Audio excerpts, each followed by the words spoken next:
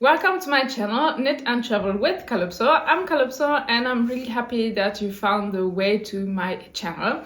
On this channel I talk about knitting, crafting in general, and also I take you on my trips with me where I always scout yarns and a yarn shop and other types of crafts. For this year, unfortunately, the travel budget is a little bit tight for the rest of the year, but I have already posted many videos about Mexico, for example, and also about Japan, so feel free to go and watch these videos where you will learn a lot for sure. And in my last video I posted, I introduced you to 7 Japanese knitting books, and I think this turned out to be a really informative video about Japanese knitting, and it gives you a different perspective on knitting that goes a little bit further than just the hot right now on Ravelry. You'll get very interesting insights there and a lot of inspiration, and just broaden your knowledge about knitting, which I personally always like to do, to dive deeper into this craft that has and offers endless options, opportunities to experience your creative personality traits, maybe. Yeah, so I'm Calypso, I'm coming to you from Berlin in Germany. I've been doing YouTube videos for a while. I have a channel in German where I have more followers, and you can go and watch videos there with subtitles. On this channel here I post in English, and the videos that are a little bit language mixed always have subtitles. All my videos have subtitles because I grew up with 3 languages and I'm a polyglot, so for me sometimes it's a little bit difficult to separate the languages so clearly, because for me in my brain the languages are kind of together and in my personality and in the history of my life also as well. Yeah, but let's talk about knitting. I have some bad news. Unfortunately, I wanted to publish the pattern of my new design. Ta-da! This is my new design. Well, it's not that new because I knitted this version here, for the first time, I think 1 or 2 years ago already. And this year I made a new version, which is a little bit more close to the body. So this one has a smaller gauge than this one. So this pattern, this design invites you to experiment and play a little bit with gauge and with ease, positive ease, more or less positive ease, because it doesn't go to negative ease. Only like this one is quite fitted and this one is more a little bit oversized and a little bit more flowy. So this is reversible. You can wear it on both sides, either this way or the other way. The yarn is from Dererum Natura Ulysse. This is a wonderful 100% carded wool yarn, and I really like it. I also wear it in warmer temperatures because this is also cooling and regulates your body temperature. So I wanted to publish the pattern of this design already like a month ago or something like that, but unfortunately my tech editor has some health issues, so I received an email explaining that she has some health issues, but after that I reached out again and I didn't hear back from her again. So I wish her all the best. I don't know how she's doing. I hope she's doing fine and getting better. But obviously work is not a priority for her at the moment, otherwise she would be answering. And yeah, so I wish her all the best. It was a little bit difficult for me not to know where I am at, but health is of course a priority, the most important thing, because if you're not healthy you cannot do anything else basically. So I hope that she's gonna get well soon. But for me, of course, I had to reorientate and reschedule some things because now I have to search for a new tech editor, which is not that easy because there are some tech editors in the world, but I already had established like a nice workflow with her. So you have to establish a workflow, agree on terms, on how you're going to work together, and of course on pricing. So that's a process I already had done like, I don't know, 2 or 3 years ago with the tech editor I had, and I was happy because I tried like, I think 2 tech editors and I stayed with her, so I was satisfied. And now I have to do all this process again, unfortunately. But I think it's always for the better. Change is always good. So I hope that good things are going to come from that, and maybe my patterns are going to be even better. Although my previous tech editor was doing a really good job.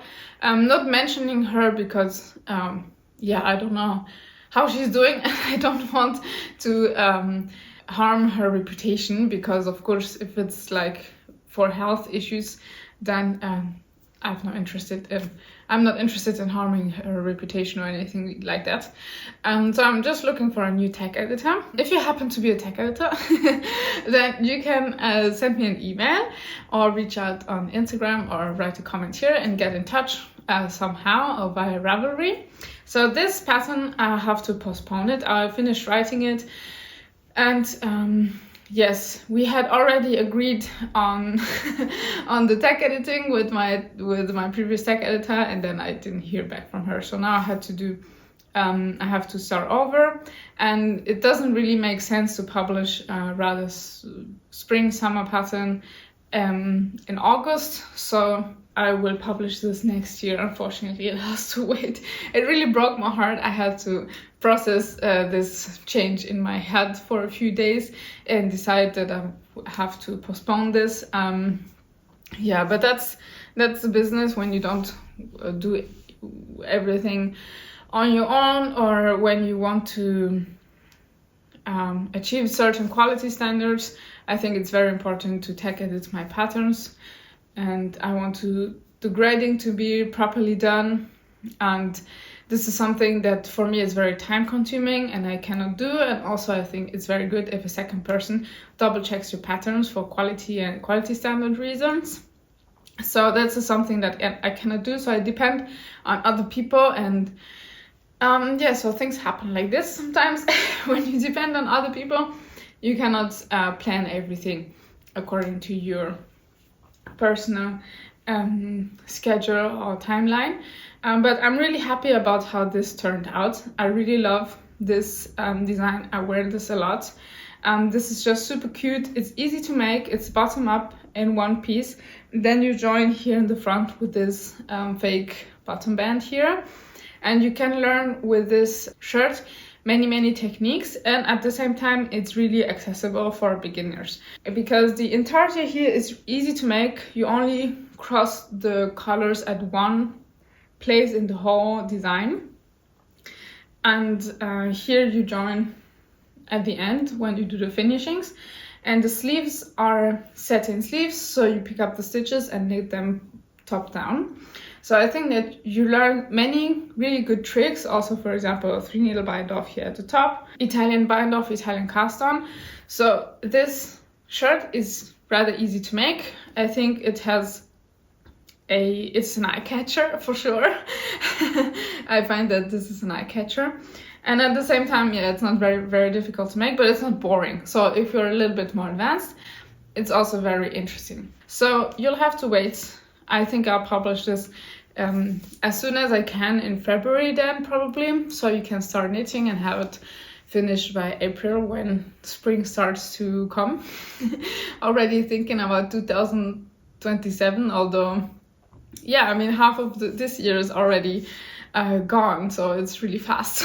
Always everything. And this also gives me time to run a proper test knit, because in my previous video I said that I wanted to this time not do a proper test knit, because it's really time consuming and really demanding to be always available for the test knitters and go back and forth, and especially this deadline for the test knitters is stressful. So I think that the biggest quality marker is the tech editor, and the test knitters are a nice extra add-on. They can give you also feedback, and sometimes tech editor doesn't catch everything either. So I don't want to diminish the test knitters function here, but I think this is also a slightly unbalanced relationship between designer and test knitter. So with these deadlines and everything, it almost feels like a real job. So if I can like run a test knit with a lot of time, that gives test knitters a lot of time and they can just enjoy knitting, that's the best option, I think. So if you want to test knit this design, I already have 3 test knitters, but there are a few spots left. So if you're interested in that, please leave a comment or send me an email. Because I'm switching up, so the order of the publishing of my designs, I will first publish this one, the Advent Sweater. This one I made last winter, and the pattern is written and now it has to be decorated, so same process. I'm not going to say the same again. So I really love this sweater. I made this with scrap yarns, to be honest. So this grey one is Gotland sheep from Lüke Sheep Farm. This is a sheep farm from the north of Germany, and these colorful yarns are from Jeholz Uldspinderi. I cannot pronounce it, it's Danish. So these were a present. I got one skein in blue and one skein in purple, and this grey here was a leftover. Yeah, so I got this as a present from Tante Grön. I interviewed Tante Grön in Copenhagen when I traveled to Copenhagen last year. She runs a yarn shop, Tante Grön, in Copenhagen. I interviewed her, it was a lot of fun. And I interviewed many yarn shop owners in Copenhagen. So feel free and go watch these videos. It was a lot of fun. And yes, so she gave me these as a present. This is a really cool sweater to make. So it's a saddle shoulder design. You start with the saddles. Here on top, you need these saddles separately, this one and this one. And then you continue with the back.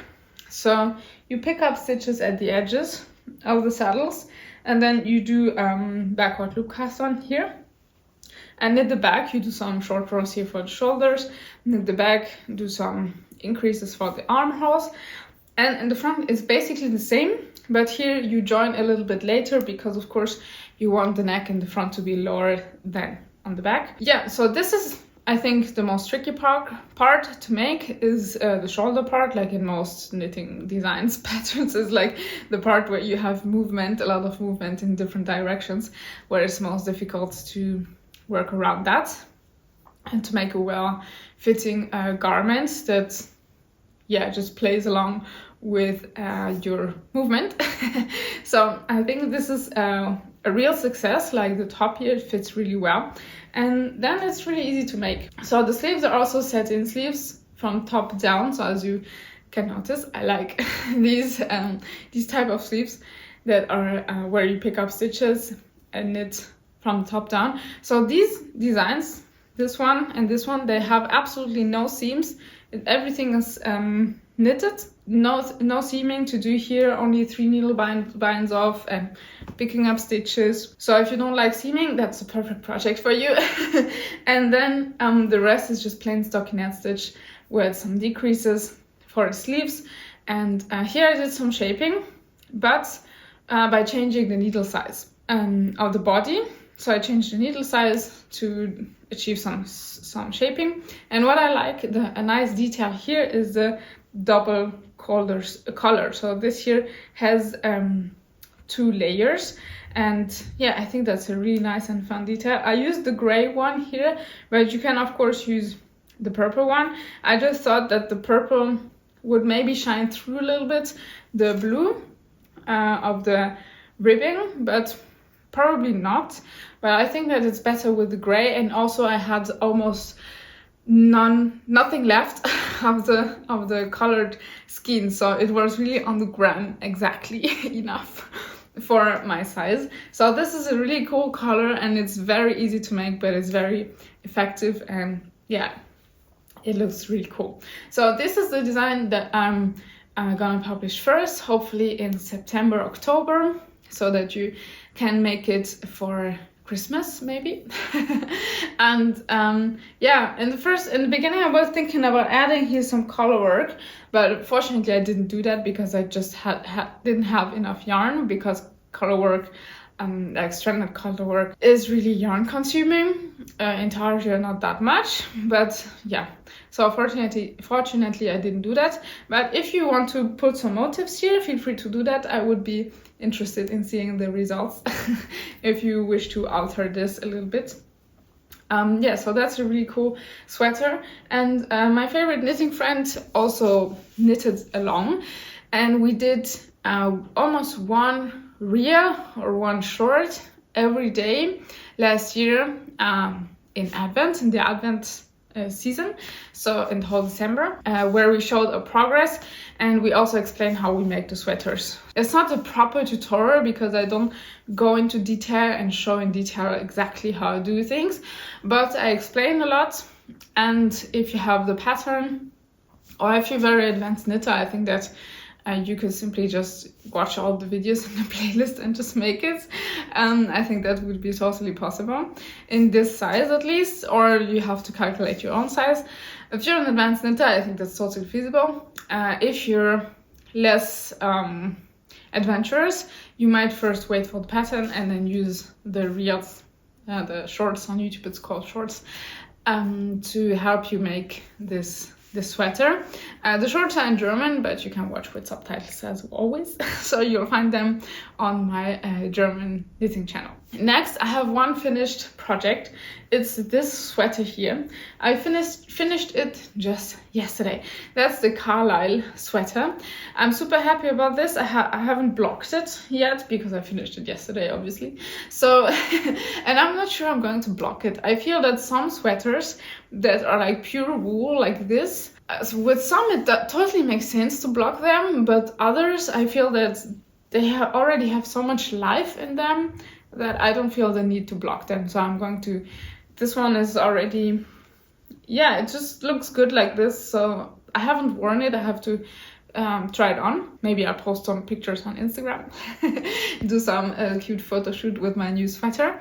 So if you want to catch these photos, then go and follow on Instagram. So this is my last finished object. It's a Carlisle sweater. I don't remember the designer, but I blend it in here. So I enjoyed this pattern so much, making this one so much. This is also a saddle shoulder, but it's knitted in one piece, so you don't pick up stitches here. You do increases at a very high rate.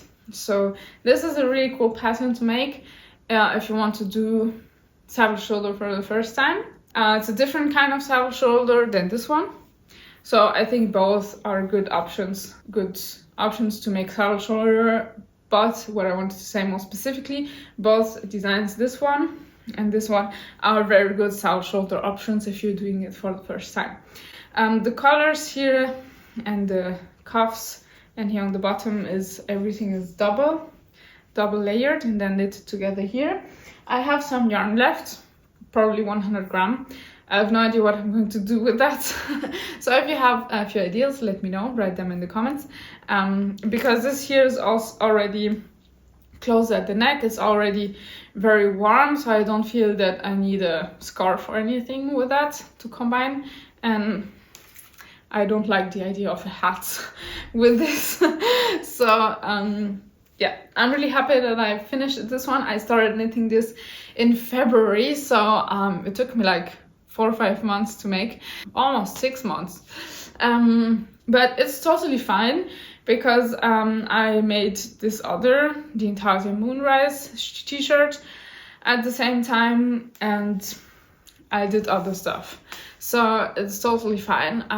At the moment, I'm really rejecting this rush to knit as much as possible. It doesn't make sense. Absolutely, it doesn't make sense. So I'm rejecting that, and that's why I'm happy that it took me so long, and also it was my zero brain project, this one. So yeah, it was just fun because this broken ribbing is not boring, it's entertaining enough, but it doesn't require much brain capacity. Yeah, so today I'm wearing a blouse that I finished last year, and it took me 1 year to make this blouse. I'll insert some pictures here because of the very complex lace pattern that is really time consuming. It was not difficult because for me, I don't feel that patterns, I don't find patterns difficult anymore. Like since a long time, you can give me any chart, I will just manage to make it. But it's like some charts take longer and others less, of course, because some are more complex and others less. All the repetitions are longer. Usually when the pattern is less complex, I just memorize it after a few repetitions and I can make it. Like for example in the flower rain top and flower rain cardigan, I just memorize it very quickly because it's a short repetition and a small chart basically. So it was easy to memorize and to repeat over and over again.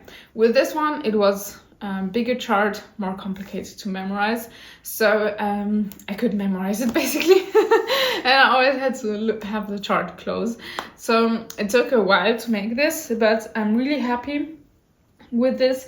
This is a yarn from these kind of marled yarn is from Punto. That's a yarn brand from Spain. It's a super luxurious yarn, extremely pretty. And this mohair yarn as well is also from Punto. So in the back I also have lace, and I think it's just a beautiful blouse, very elegant. And I like to wear it with this top that I made also last year. I'll insert some pictures here. So I wear these together.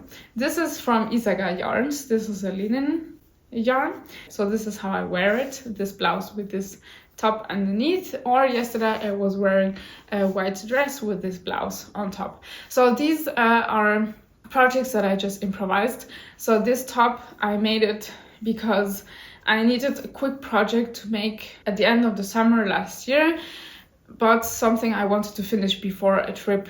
So I wanted a project that I could make like in 3 weeks, 2 or 3 weeks quickly. So that's why I made this shirt basically, to keep me busy with some knitting project. And this one I was just happy when I finally finished it. But yeah, that's I think also very valuable to work on certain projects for a longer period of time. Like this one is another example. So this is the design or the garment I started my English knitting channel with, I believe. So this is quite advanced now that I'm looking at it. I should continue working on this. I was doing so many other things that this one is kind of on a break because I've already done like 3 vlogs about this scrap project. This is a scrap project, more or less scrap project, but some yarns that are in here are not really scraps. But yeah, that's basically an Intarsia improvisation thing. So it's gonna be a cardigan, I think. Now I remember what I had in mind. I had to go scratch my head first. Now I know the construction that I wanted to do. So yeah, hopefully I'll manage to continue knitting on this very soon. And I'm making this with many different yarns, as you can see. And at the moment I have all these yarns attached to it. So it's kind of complicated, but a lot of fun. I like to make it and I have to continue working on this. So now maybe that I showed it to you, it will force me to carry on. But I started with a new project yesterday because I have a long distance friend in, well, I have many long distance friends now that I think about it. I have one long distance friend that I really is close to my heart, that I really love. So she's in Mexico, and she wanted to start embroider a little bit, and because of some family tragedies, let's say, she wanted to start embroidering something to keep her mind off certain things and also to remember certain people. And in Mexico, embroidery is a big tradition. There's a lot of embroidery. So just check out my videos about Mexico and you'll it just will scream into your eyes, or I don't know, that's a German thing to say.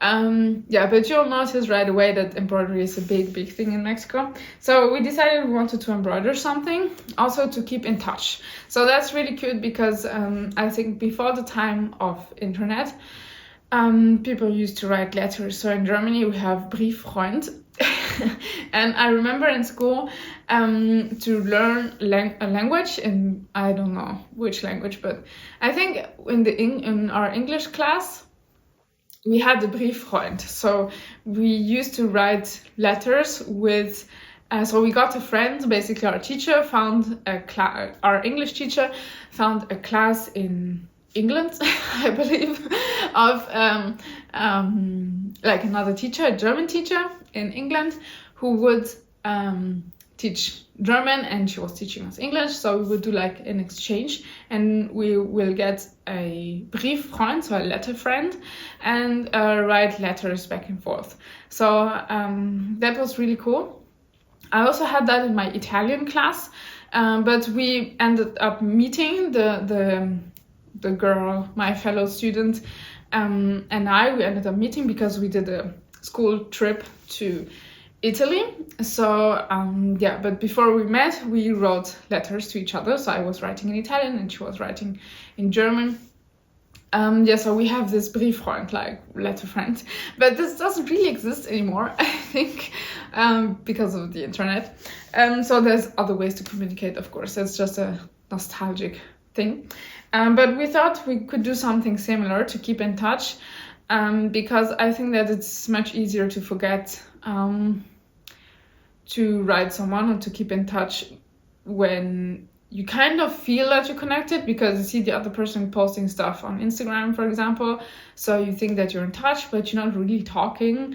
And so we've managed quite well to talk more lately and just send more messages and keep each other updated about what's happening in each other's lives. And what we wanted to do, so long introduction, to keep this friendship more alive, is some embroidery.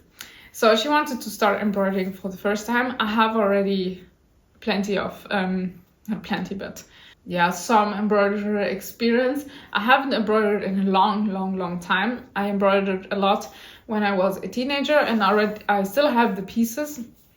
They decorate my living room here, but you cannot see them. So many flowers, I've embroidered many flowers, and we wanted to do some flowers and something cute and nice. So this is where I'm at. So this is just a cross stitch, and I want to do like a small world here. So this is, I will leave this in the frame and just cut this piece of fabric off later.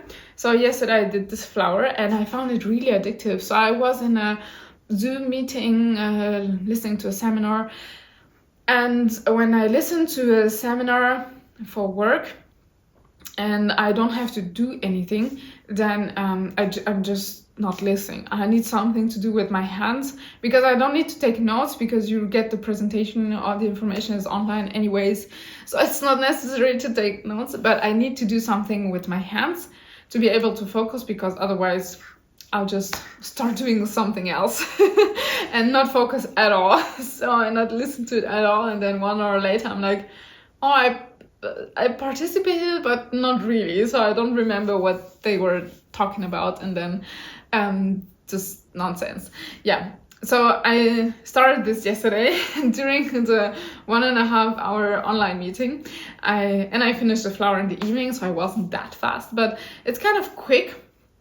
And I think the flower turned out really cute. I chose just like these colors that I already have, because I think my mother bought, or not I think, I remember many years ago, my mother just bought big bag of embroidery yarn or embroidery thread, I don't know, on a flea market in Germany.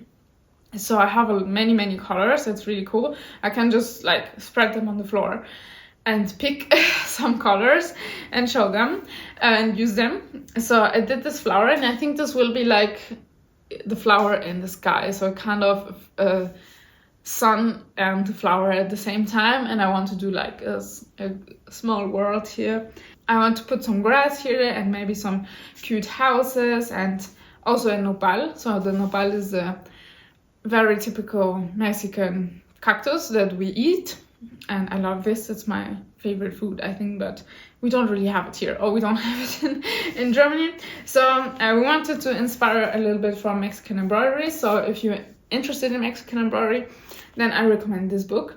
I think it has been translated. I'm not sure. I bought it in Spanish because why not if I speak Spanish? So you find each chapter is about one different region from Mexico and shows you traditional embroidery. So some of this is really advanced and not that easy to make, especially if you're a beginner like my friend. But yeah, we wanted to pick some motifs from here, experiment a little bit with embroidery, and stay in touch in that way. I'm just gonna mix up motifs and put in there what I like and create a small cute little world with these colors. Yeah. So the embroidery turned out super addictive, and I always had in mind that embroidery is really slow, takes a lot of time, and but yesterday I found it went by, the time just passed very quickly while I was embroidering. Maybe that's why, although it really took like 2 hours to make this flower, or more than 2 hours, maybe 3 hours, I don't know, because I continued in the evening. But the time passed so quickly that I didn't feel that long. Anyways, I have one more design coming up with this beautiful yarn here. And this is a collaboration. So the organizer of the wool market in Weilheim. Weilheim is a small town in Bavaria. I have never been there, so I have no idea. I've lived in Bavaria. I used to live there for 3 years almost, close to Munich, but not anymore. Bavaria is really a country of their own. So it's cool, but it's not my place, Bavaria, to live, at least, to go on vacation, the nature, and people are very nice, but they're very Bavarian. And yes, so I was invited by Gabi, who organizes the wool market in Weilheim, and she's super, super nice. She reached out to me. We had a really long phone call, and she said, I love watching your videos, and she watches my videos in German. I'm not sure if she watches also videos in English, but she also told me very cute, before your videos, I had no idea about Mexico. I only had the basic prejudices about Mexico and what you see on the news, what everybody sees, and so you have a not necessarily good image. But since I watch your videos and all your content you do about Mexico, my image of Mexico completely changed, and I think it's beautiful and it's incredible, and thank you for sharing those insights. And although these videos I do about Mexico, they don't necessarily reach a big audience, but they don't necessarily get many clicks, especially since the algorithm kind of changed in the beginning of 2025. I don't know exactly what they changed in the algorithm, but there was a shift for sure. Because before that my videos were getting 3,000, 4,000, 5,000 views, and then suddenly a drop. And I observed that with many other creators as well. So yeah, I don't know. I haven't dived into that. If you have an answer, if you're an algorithm crack and you know what has been changed about the algorithm in YouTube, then please explain it to me, because sometimes it's really frustrating. But I'm changing the topic. The topic was that Gabi reached out, really sweet, and I was very happy about what she said, but because that's exactly my intention. So because I'm German and Mexican, I want to show a side of Mexico through my eyes, because I'm bicultural, so I perfectly understand Mexican culture, but also German culture.